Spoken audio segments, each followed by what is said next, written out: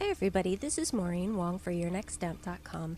Today we're going to make this really fun shaker card, and it's a completely enclosed card in a plastic shaker pocket. So let's get started. Okay, to start with, I have my large Sunburst die set, and I've cut 3 different papers. You could do 6 or 3. And I have a piece of sticker paper here, and I'm going to use that to assemble my Sunburst. And because I only have 3 patterns, I'm just going to alternate 1, 2, 3, 1, 2, 3. But if you cut 6 different papers, you can alternate all 6 of them, and then you'd have enough to make another half card. So you get 2 cards for the price of 1, just about. Okay, and now I'm taking my large stitch rectangle die, and I'm positioning it a little bit off to the center, and then taping it down with some blue painter's tape. And then that's not going to fit through my die cutting machine, so I'm going to cut off the tops of the scraps, and that doesn't matter because that's not the part that's going to be used on the card. Now I ran that through my die cut machine, and it's all cut out. There's a little bit that didn't cut quite through because of the sticker paper, but I just pulled that and it came right off. Now I've got a piece of red pattern paper, and that was cut full size with the same large stitch rectangle die, and then I have a scrap here, and you want to put the side up that doesn't have the stitching detail. And it doesn't have to be that full size because the Sunburst is going to cover up the top of it, so you just have to have about a half size scrap piece of paper to run through with that stitched rectangle die. And there you have your card base. And I'm using the Java Geek stamp set from Your Next Stamp, specifically the hot coffee cup, and it has a matching die set, so I'm getting out that matching die. And I'm going to stamp this down with VersaFine ink, my favorite black ink for stamping, as long as I'm not Copic coloring.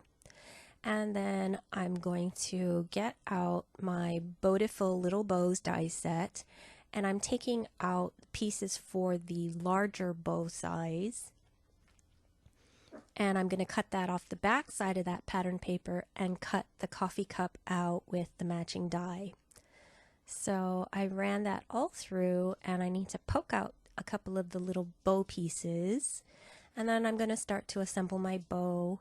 And if you haven't seen it yet, there is a video on putting together the little bows, so you can check that out.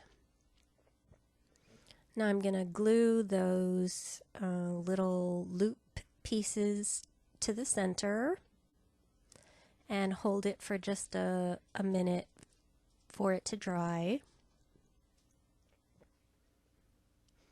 And then I'm going to stick the little wraparound strip to the front. And I thought about reversing the pattern, but then I decided against it and wanted to make an entirely green polka dotted bow.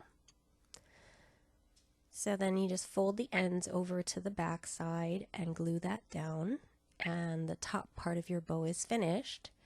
And then at that point you would be able to pick either one of the backing pieces or both for the die, and I'm picking the one with the tails pointing down, and then sticking the bow to it, the loops.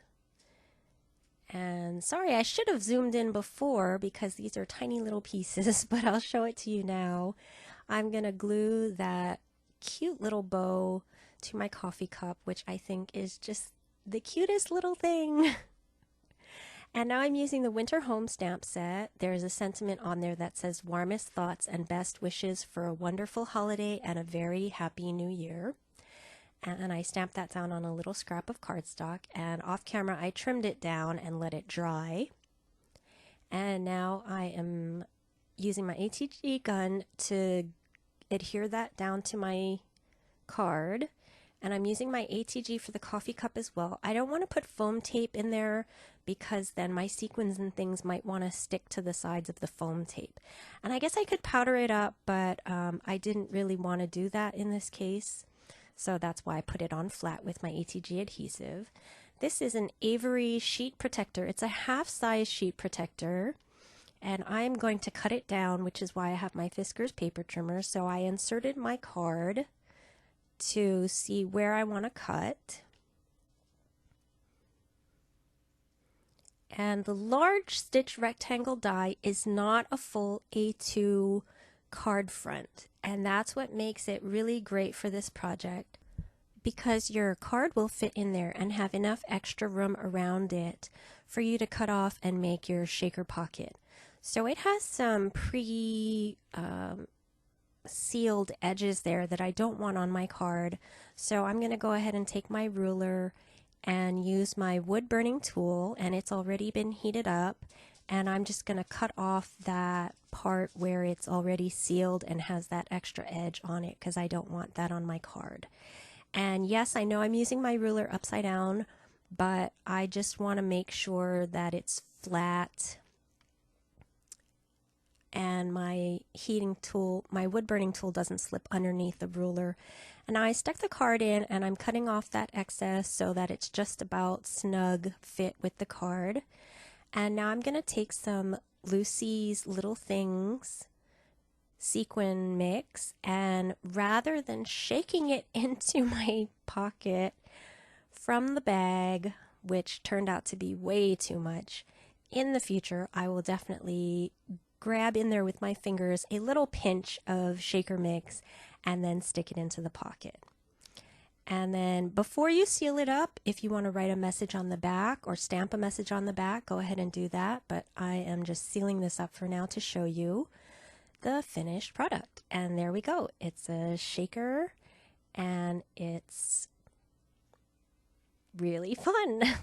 So I hope you like this project, and we hope to see you over at yournextstamp.com for these and many other fun products. Thank you very much for watching.